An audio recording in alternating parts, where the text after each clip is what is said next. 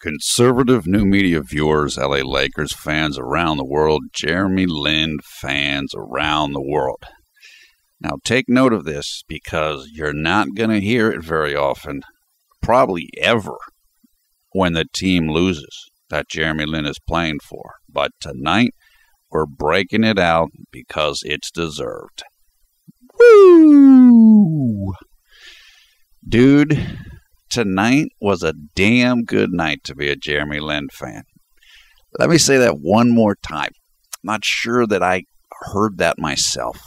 I said tonight was a damn good night to be a Jeremy Lin fan. Because Jeremy Lin stood up alpha style, took control of his own narrative, took control of his own destiny. He responded to the challenge laid down by Byron Scott. And he just seized control of the team in a productive, healthy, great way. Also, let me say, before I continue going here, I love demanding women. And when I'm talking about demanding women, let me just mention two names here.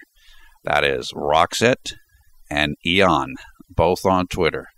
Because if it wasn't for them, I'd probably still be retweeting things right now instead of making this video. I was so fired up after this game. If you saw the tweets, you could see how pumped up I really was. I can't tell you guys, if you've seen the videos by my brother John, JDV, I can't tell you how many times I get asked, or John gets asked, if John is on drugs. Of course he is not. Neither of us do drugs. We don't need drugs. We're like naturally high energy.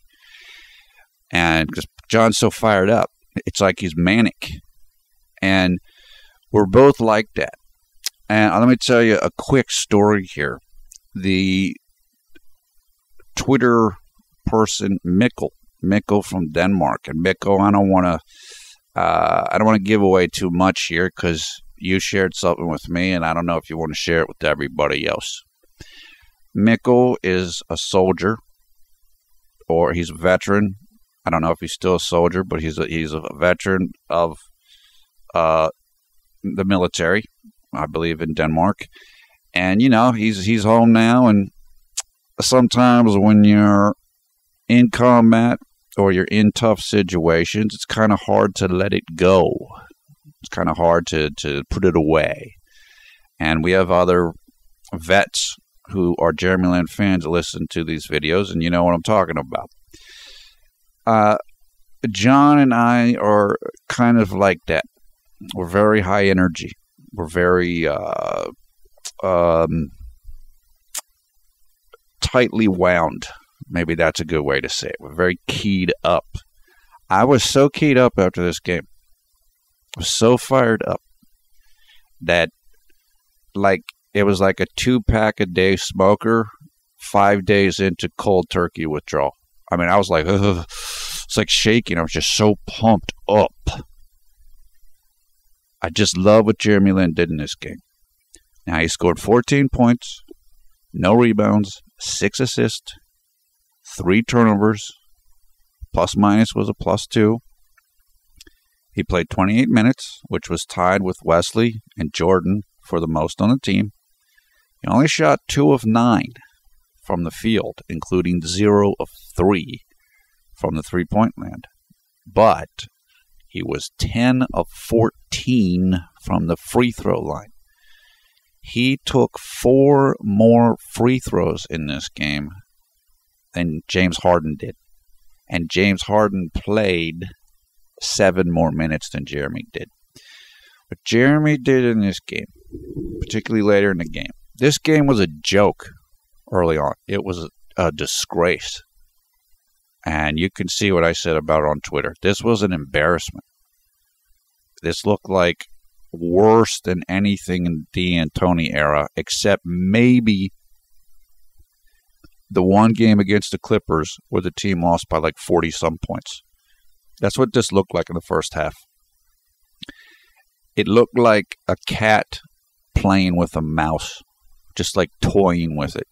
I mean, Harden was shooting like 30-foot three-pointers. Just he didn't even care. It looked like a practice game, like varsity against a freshman. It was ridiculous. And at some point in the second half,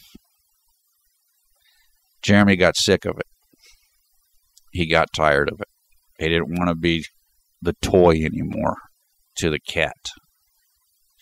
And he started to do something about it. He started to pick up the energy, and more than anything else, he started to drive to the basket. What you do when you're a scorer, like Jeremy is a scorer, is when your shot's not falling, and his shot wasn't falling tonight, he shot less than 25%. Okay, I'm going to the basket, and either I'm getting a layup or you're going to foul me. And they kept fouling him, and he kept getting free throws. And he just started willing the team back into the game. It's basically like there was a cart. Jeremy put the entire Lakers team on the cart, and he hitched himself to the cart, and he pulled the Lakers back into the game. The reason why I'm so damn pumped up is because this came after a ridiculously bad first half. In this game, it came after Jeremy did not play in the last game. It came after Jeremy was critiqued for supposedly sneaking out on reporters after he didn't play in the last game. So basically, Jeremy Lin metaphorically lined up 100 doubters in a row. And it's like he took his hand and just slapped them all across the side of the face all at the same time. Like all 100. That's what this game was in the second half. It was awesome. And I don't mean that Jeremy wouldn't slap people like that, because that's not the way he is. That's just my own crude analogy here, just to kind of get the point across. This was awesome. This was perfect. It was perfectly timed. Again, I can't remember how being this excited about a 12-point loss. The Lakers actually could have won this game. That's how much energy and enthusiasm Jeremy brought. And Josh put up the little Jeremy Lin head on the Gladiator movie body. That was just fantastic. I guess that was some Time Warner Cable with the "Are you not entertained?" phrase from that movie. That's what it was tonight. This was Alpha Lin. Alpha Scorer Lin. Alpha Leader Lin. And let me say this quickly before I forget, because I told people on Twitter I would do this. So I said on Twitter, Jeremy had a quote after the game. He said something like, "The only thing that's been consistent for me is how inconsistent my career has been." Or basically meaning, or something along those lines. It was tweeted out by Baxter Holmes of ESPN, so you can go look it up. And I said that quote was very similar to what Jeremy did with Nick Young at the Lakers Access event a month ago or something, in which he said to Nick Young was talking, and then Jeremy said, "Wow, that's pretty ironic, Nick." And Nick was like, "What do you mean?" And then Jeremy's like, "No, just keep talking." The reason why I say that is, obviously it's not the same words, but he's using what the person said basically to strike back at the person. Nick Young was talking about Kobe and saying something about, I don't remember, like how Kobe loves the spotlight, or he just loves to, I don't know, he loves to talk about it or something. And so Jeremy's like, "Yeah, that's pretty ironic that you're saying that, because Nick Young is He's a fame guy. He's a chasing fame guy. He loves the spotlight. So it's funny, it's ironic for Nick Young to talk about somebody else loving the spotlight because Nick loves it. I mean, that's who Nick is as a person. It's great. That's why he's Swaggy P. We all love that, including Jeremy. Jeremy likes Nick quite a bit. They like each other. So he used Nick's words to kind of poke fun at Nick, in a teasing way. I mean, obviously he's not trying to make fun of him seriously. So that was the Nick Young ironic incident at LA Access or Lakers Access. So what he did with Byron tonight was he took Byron's words and twisted them on Byron the same way that he did to Nick Young. I don't know what he was asked. He was probably asked by one of the beat reporters, hey, Byron said that you need to be more consistent. And so instead of falling into the trap, Jeremy just kind of used the Harvard mind of his to say, yeah, you know what's been consistent about me is how I've been used inconsistently. Isn't that right, Byron Scott? So he basically clowned Nick Young and Byron Scott with their own words. That's why I made the analogy there. He's smart enough to be able to do it in a very subtle way, where it's like it makes sense on the first level, but if you actually understand what he's doing and what he's saying, it's like got another level or two below it. It's just hilarious. Again, he's not trying to disrespect Byron, just like he wasn't trying to really make fun of Nick. It's more like, I'm smart enough to take what you're doing to me, and I'm going to turn it around on you. And this also goes to the whole concept of Jeremy's not tough enough. I mean, Jeremy's clowning people. He's just clowning people. I mean, that's pretty tough. He's basically saying the issue isn't me. The issue is I'm being used inconsistently. That's the problem. I mean, so he's tough. He just doesn't do it in a stupid way. He's not going to come up and, he's not going to come up and like, like hit you, like kind of slap you in the face. He's just going to sit about 20 rows back and just kind of like, like shoot a little slingshot at you. But he's still going to get you. And he got him. He got Byron tonight with that. Not only did he get Byron with that comment, and again, this is all metaphorical. Jeremy's not violent. I'm just using physical analogies here. Not only did he strike back and be tough against Byron, who is the tormentor here, the antagonist, because he's the one saying Jeremy's not consistent and Jeremy is not tough enough, or Ronnie's tough and Jeremy is who he is, and this stuff. He went out and proved it on the court. Jeremy left everything out on the court tonight. Everything. He was pouring sweat. He was getting knocked to the ground on these drives. He put it all out there.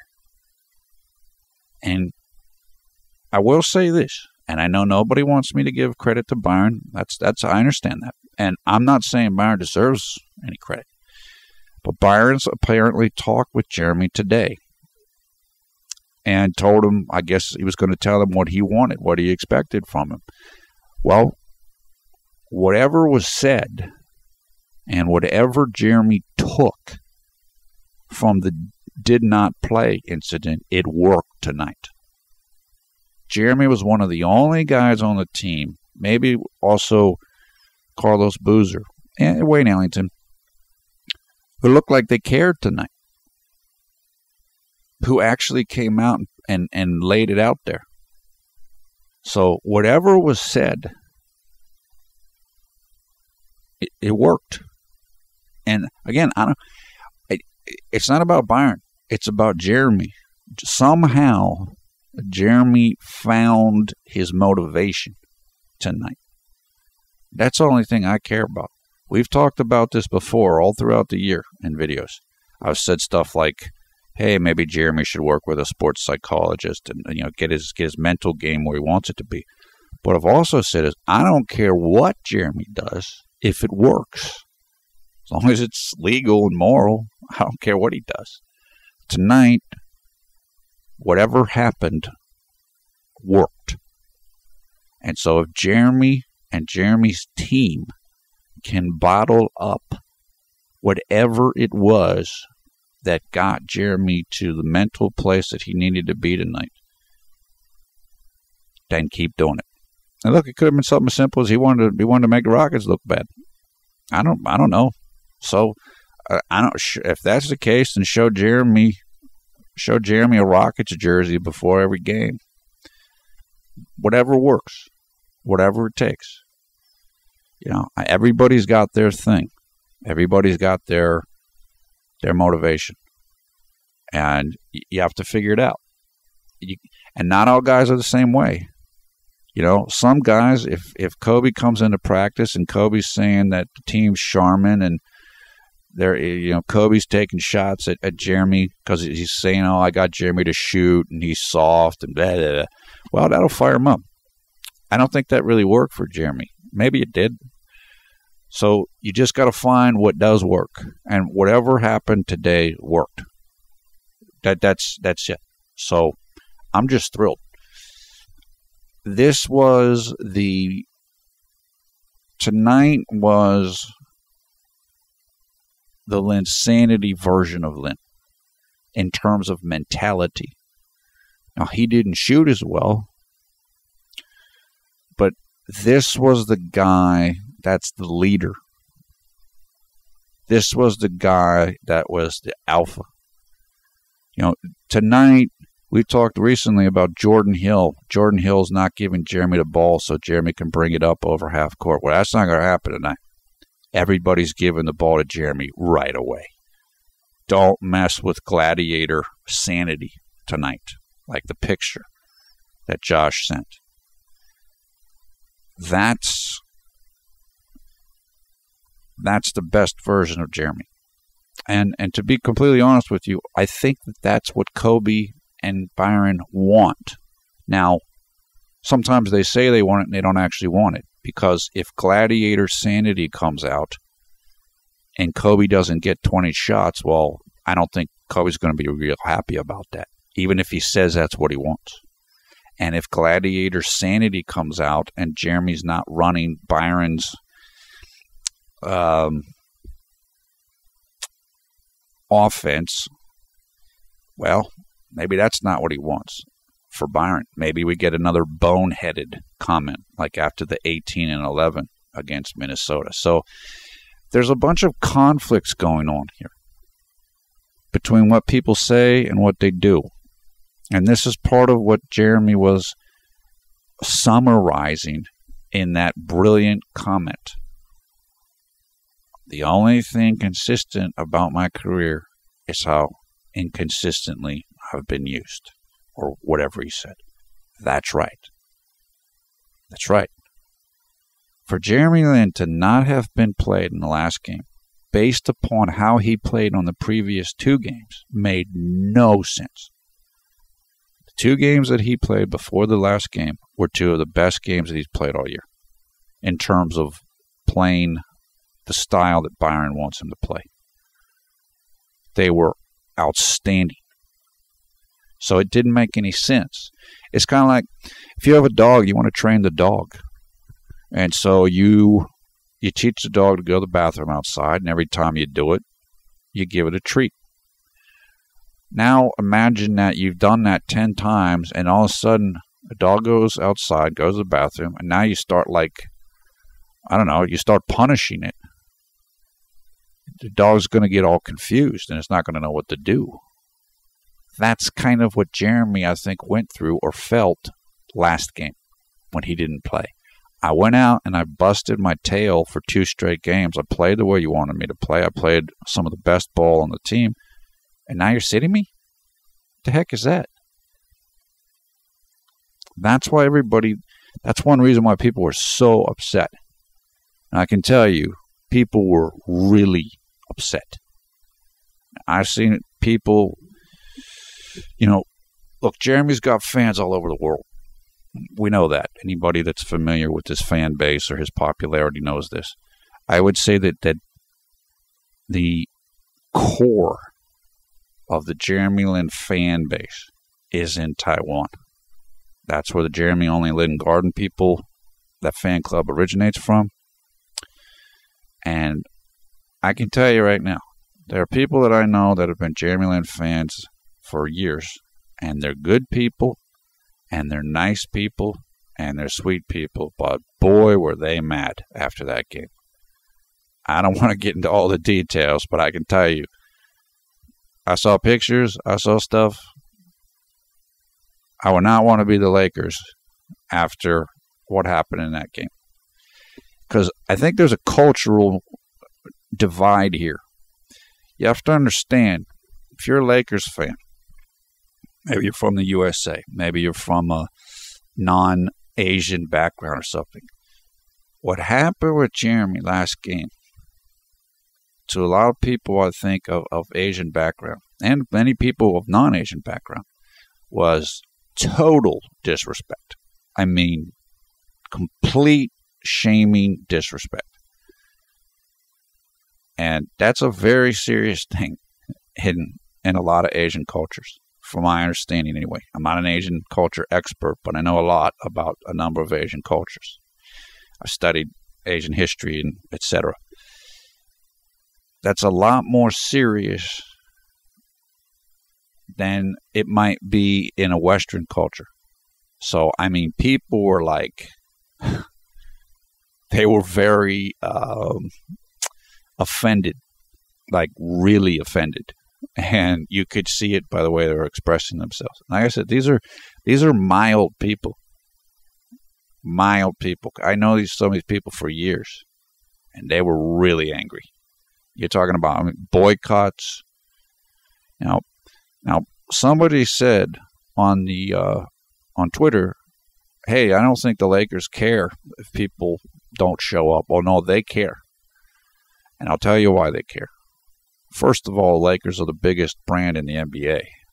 They have to maintain a certain image. They have worked to build up their brand for decades. And, I mean, that's the reason why they're so popular. They've cultivated this for dozens of years.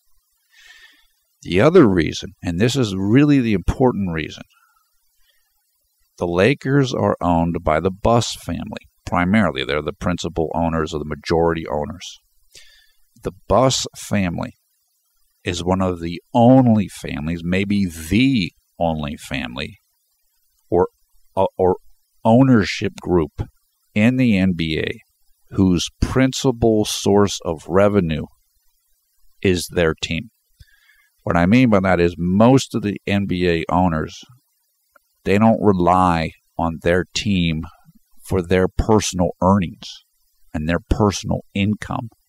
The Busses do, which means if the Lakers don't make money, the Busses are in trouble. It can't fail because this is the family business. There is no other business. This is the business. So if fans don't show up and tickets aren't sold, let me tell you something. That's going to alarm the Busses very quickly, much more than it might alarm Steve Ballmer or Paul Allen or some of the other wealthy owners in the league. So you hit them in the pocketbook, you're going to get their attention very quickly. And look, I'm not advocating anything. People got to do what they want to do.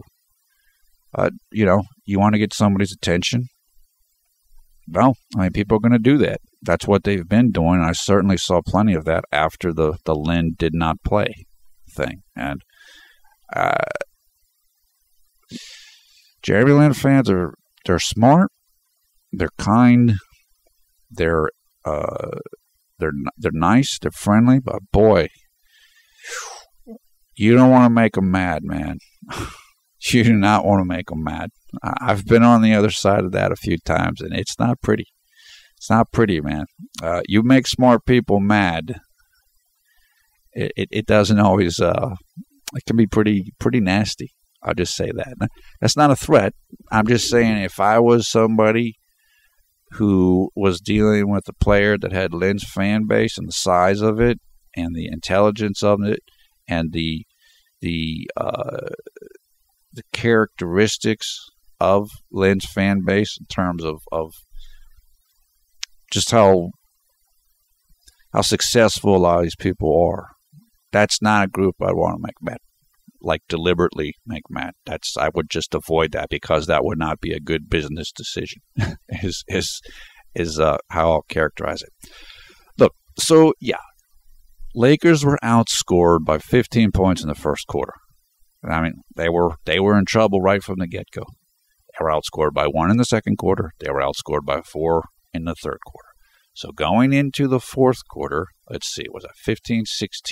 They were down 20 points. It was 80-60, I believe. And then Gladiator-sanity took over. The crowd got into it. The fans got into it. People on Twitter got into it. It's because of Jeremy Lin. This is what he's capable of doing if you empower him to lead a team. He's not a perfect player. And that's what I try to tell people all the time. Lin is still developing as a player. Somebody told me the other day on Twitter, he's 26 years old. It's too late. Teams don't have time for that to develop him now. No, it's not too late. He's had a very unique journey. He had to fight like crazy just to get to this point. And point guards tend to develop more slowly than the other 4 positions on the court. The reason why is because the point guard has to know more. They have to run the entire team. They have to know what everybody is supposed to do and where they're supposed to be and where they like to get the ball, etc. It's a more demanding mental challenge than any other position. So it takes time. It takes time to do it. And so Jeremy's fine. Sure, it'd be great if he were only 23. But he's only 26, and he just turned 26. I've said this before, and I'll repeat it now. Steve Nash did not become the player that we all think of when we think of him until he was about 30. It takes time. It really does. And Jeremy, if you studied him, if you've watched him, you can see he still has plenty of room to grow on his shooting, on his decision-making, continuing to refine his defense, learning and excelling in different types of systems. He can continue to improve his ball handling even more than he already has, and he has quite a bit. So this is somebody who's worth investing in because he's capable of just total domination and kind of what you saw tonight, but even more so. When he's in a groove, like Linsanity in New York, and we've seen it in Houston, we've seen it in LA. When he's in a groove, it's like a virtuoso playing music. Not only can he dominate a game, but he can help everybody else to dominate. That's really the heart of Linsanity. He can activate other players and get them to play at a level and with a unity that they couldn't play with for almost any other teammate. I mean, there are guys who can do it, like Chris Paul or LeBron. But Jeremy's capable of doing it, and he's good at doing it, and there's not a whole bunch of guys who can do it. Again, I mean, there are still things for him to work on. He does need to work on his, whatever you want to call it, attitude, focus, competitiveness, whatever you want to call it. Because there are times where it's true. You'll have a good game or maybe a couple, and then all of a sudden there's a big dip. It's kind of like he's thinking too much. But that can be overcome. He's already overcoming it. This isn't a reason why you totally give up on a guy. He's too talented to give up on. It's so frustrating. I know other Lin fans feel this way too. It's so frustrating to try to talk to people who do not understand or who don't see how talented he is. These are the people that will talk about Linsanity being a fluke. It's not a fluke. It's not a fluke. It's if you put the ball in his hands, you get his mind tuned into the right frequency like it was tonight, you will get this almost every single night. But you've got to meet him and empower him so he can do that. If he doesn't do that, if he does not feel like that's the case, then you get beta Jeremy, who doesn't look like he can dribble or will lose the ball in traffic and stuff. It's weird. It's almost like a superhero with an alter ego. It's like Clark Kent and Superman, or Dr. Banner and the Hulk. So there is that side of him. There is.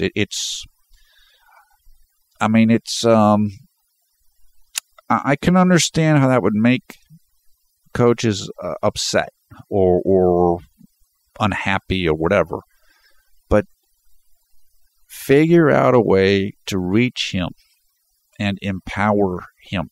If you do that, the return on the investment of doing that is going to be gigantic.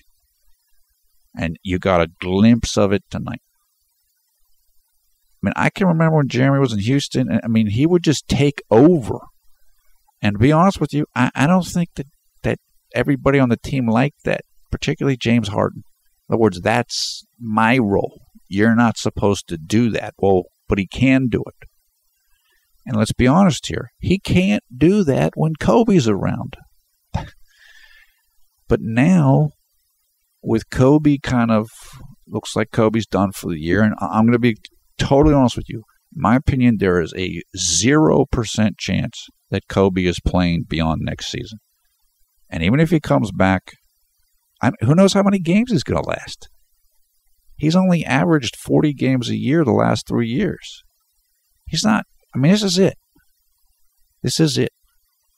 So you need somebody to be that guy. And you've got it right there. That's what's so frustrating for Jeremy Lin fans. I'm not talking about the people that think he's Michael Jordan and all this. No, I'm talking about realistic Lin fans who understand basketball and have watched this guy and they know what he can do. And they're tired of people running him down and not giving him opportunities. It's like, have you seen what this guy can do? It's incredibly frustrating to try to talk to people who just don't get it, and they only believe this negative media narrative that they've been told by people that, I don't know, like either they're blind to Jeremy's talent or they have an agenda or something. But tonight we got to see the real Jeremy Lin, Alpha Lin, Hulk Lin, rather than Beta Dr. Banner Clark Kent Lin. And it's in there. If you're Byron Scott, if you're the Lakers, sure, It's up to Jeremy to bring that every single night, but it's also up to you to figure out how to get it. How do we tap that? And look, again, maybe Byron was trying to do that. Maybe he was trying to wake him up with the did not play. I'm not saying he was. Maybe he was. Like I said, I don't care. If it works, do it. Byron, you figure it out. Jeremy and Team Lin, you figure it out. You bottle up whatever happened tonight and give it to Jeremy before every game, or as many games as you can give it to him. This is what everybody wants, or at least everybody who's not concerned about Jeremy stealing their spotlight. This is the player they want to see. He showed it tonight. Look, a lot of people, including myself, in the last day or two, have really soured on Jeremy staying in LA, or have really believed that it's not going to happen. Well, get a couple more nights like tonight, maybe it can't happen. Maybe it can happen still. Tonight was a turning point, or a potential turning point. It was a point of inflection. You got a line going one way, and all of a sudden it's going a totally different way. And that, where it changed, that's the point of inflection. Tonight was a point of inflection. Will it sustain? Well, Byron's got to let Jeremy play. He's got to give him minutes. Like I said, it's up to Jeremy. Stay ready. And try to figure out how you got your mind into the zone tonight, and try to bring that the next time. And that's it. Look, if Jeremy plays the way he played tonight, it doesn't matter where he's at. It doesn't matter if he's in LA, or he's in Miami, or he's in Milwaukee, or he's in Alaska, or he's in Antarctica, or Pluto. Because when he plays like this, nothing can stop him. Nothing. Nobody. I mean, he owned the court. It's basically him and Harden, essentially, for a good portion of this game, or at least in the fourth quarter. And Mikal had to bring back the starters because Jeremy made it a game. And, so this is what we want to see. This is what we want to see. And, again, as I said on Twitter, the crowd was packed tonight. The place was sold out tonight with no Kobe. You got a losing team in the Lakers. Kobe's not playing. You still sold the place out. If you're the Lakers marketing department and you're Jeannie Buss, Jeannie is the governor of the team, meaning she is the final say. She is the ultimate authority on this team. And Jeannie runs the business side of the Lakers. You got to think about that. That's not an accident. Now, there were people trying to sell their tickets and everything, and I'm sure there's plenty of people who bought their tickets before they knew that Kobe wasn't going to be around. But the place was sold out. So people found a way, and they got in there, and they showed up, and they got to see something tonight, particularly in the fourth quarter. And that's it, man. I mean, that's it for me. I go in a whole bunch. I'm not going quarter by quarter and stuff. This is a special, unique moment and a unique video. We saw tonight was brilliant. It was beautiful. Like I said, it had me shaking like the cold turkey smoker that's been off for 5 days. It was great. We want to see more of it. Look, Jeremy can do this. He can do it. He needs to keep believing.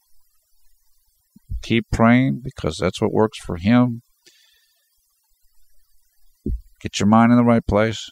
And the Lakers need to stay with him. Give him the opportunities that he deserves. It is not fair, in my opinion, that once Kobe goes out, you're making Jordan Clarkson the starter, and you're not playing Jeremy Lin. That doesn't make any sense. Jeremy Lin has an infinitely higher ceiling than Ronnie Price does. Again, nothing against Ronnie. Ronnie's a good guy. He works hard. I have nothing against Ronnie. But if you truly want to evaluate Jeremy Lin, or if you truly want to see, if you really want to give him the opportunity to show you what he can do without Kobe, who is kind of like a black hole sucking everything Lakers in around him. And I don't mean that in a negative way. It's just he's such a gravitational force that it's hard to do anything when he's around. Now he's not around. Give Jeremy a chance to show you what he can do instead of making up this nonsense. Well, he had 20 games, and I started 20 games, and then I put in another starters for 20 games. Well, you started him 20 games when Kobe was shooting about 25 times a game. I mean, what do you expect's going to happen? He's going to look like freaking Patrick Beverley playing with James Harden. Well, now Kobe's probably done for the year. Give him a chance. If you give him a chance, he's going to show you what he can do, just like you did tonight. But you can't do the did not play coach's decision stuff. It's not fair to Jeremy. It's not fair to the fans. And it's not fair to you, the Lakers, because you're going to deprive yourself of a serious talent that you shouldn't do. But I said it on Twitter yesterday. Look, if the Lakers are done, who cares if the Lakers give up on Jeremy? It's a big mistake. They're going to regret it. The same way that Les Alexander and Daryl Morey regretted it once Jeremy went to New York and blew up. And then Les Alexander's talking to Daryl Morey apparently and be like, hey, dude, what happened? The Lakers don't want to be in that situation. So for the Lakers' own future prospects, I urge them, play Jeremy Lin. You've got 37 more games or so to play him. You can play Jordan. Let Jordan develop. Jordan had some great moments tonight. He struggled, but he had some nice. He's shown some things the last couple games. Let Jeremy play. You already know what Ronnie's going to do. You know exactly what Ronnie is and is not going to give you. We have seen the absolute best version of Ronnie Price this season when he got on that hot streak and he was shooting like Ray Allen. We've already seen the maxed out version of Ronnie Price. Ronnie Price is 31 years old. He's not getting any younger. You know what his top level is. You don't know what Jeremy Lin's top level is because you haven't seen it for yourselves. Or if you have, you've shut it down and you haven't really seen it, or it was minimized by Kobe. Let him do it. Please. You're going to be a lot happier if you do that. So that's all I have for tonight. Like I said, I'm pumped. Now I'm kind of coming off of the manic high, I guess you would call it. But I'm thrilled. This was a great game. And again, I'll probably never be wooing or so happy when the team I'm rooting for loses by 12 points. I think I got blown out. But it was so much more than that. All the little details and what happened within the game. We talked about it's like a soap opera. It's like a drama. Tonight was the epic plot twist, kind of a climactic, emotional moment. It was awesome. It was great. I want more. So that is it for now. Let's discuss what's going to happen for the Lakers in their upcoming game. That game will take place on Tuesday, January 27th in the United States, so it's 2 days from now. And it's against the Washington Wizards, and it will take place at Staples Center in Los Angeles, California, where the game was played tonight. The Lakers have a 3-game homestand, and they just played the first game of it tonight. Wizards are good. They're quite good. They're one of the better teams in the Eastern Conference. They're a big team. They've got a good-sized front line. They got John Wall, who, of course, Jeremy's very familiar with. And it's going to be a tough game. Like I said, I hope Lin gets a lot of playing time. You don't have to start, okay? You want to start Jordan, whatever. Let Jeremy play. And one of the things Byron did tonight was he let Jeremy play shooting guard with Ronnie and with Jordan. Play him at shooting guard. You don't have to start Wayne Ellington. Nothing against Wayne. Wayne can shoot. You don't have to start Wayne Ellington. I'll just leave it at that. So, again, Tuesday, January 27th here in the United States, 10:30 p.m. Eastern Time, 7:30 p.m. Pacific Time. That means the game will take place Wednesday, January 28th at 11:30 a.m. in China, Taiwan, and in the Philippines. So you guys can catch it then, the early morning show. Thumbs up, thumbs down, your comments below. I will work to get the highlights of this game in the video description below the video player, so you can check it out. Also, we thank Gary Chen, the artist whose artwork you're looking at right now. Gary is a Jeremy Lin fan who is an artist and blogger in Taiwan.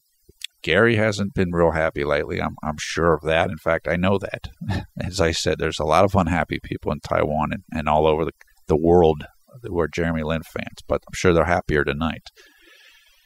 And also information in the video description how you can come and join the Conservative Media Facebook group, which has over 3,500 members and growing, and how you can come follow us on Twitter. We have, 3,100 followers or something like that, and that's growing all the time too. We love talking to people on Twitter. We have a lot of fun. I'm on there when I can be on there. There's just a terrific Jeremy Lin global family on there. Very supportive, caring. They're just great. I met people from all over the place. Malaysia, Indonesia, Taiwan, South America, Denmark, Australia, Canada, everywhere. And they're eager to talk with other people, meet new people. And it's tremendous. I mean, it's just, I certainly encourage you to come and get involved with that. They're just great people. So I think that's about it. Again, I am PFE Paulo Villarreal, the NBA expert. Thanks for watching Conservative Media. We strive to be the #1 Jeremy Lin YouTube fan channel. This was a great night for Jeremy.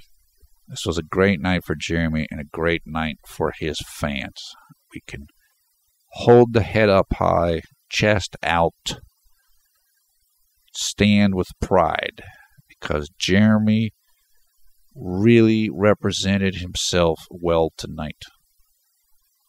Came into this game